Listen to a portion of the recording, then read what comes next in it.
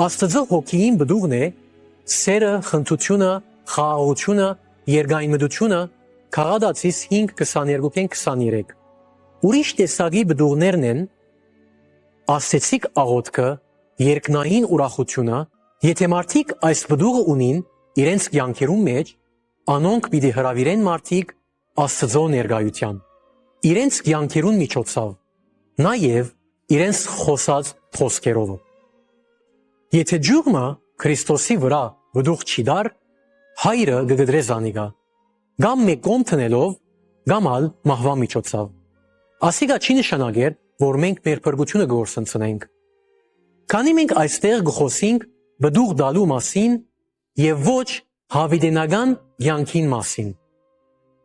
Նույնիսկ եթե ջուղը բդուղ դա, հայրը կարող է մաքրել զանիգա, որ ավելի բդուղ դա։ Երբեմն ադիգա գծավցնե, երբ ան մեր կյանքերեն դուրս կհանե, ինչ որ մեզ գխանգարե, բայց վերջավորության ասիգա կնշանակե ավելի բդուղ։ Հայրը նաև կմաքրե մեզ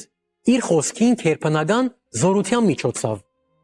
Միակ միջոցը անոր մեջ հաստատ մնալու այն է, որ զինք արդոնենք, որ մեզ մաքրե օրական եւ իր սիրույն մեջ շարունակե։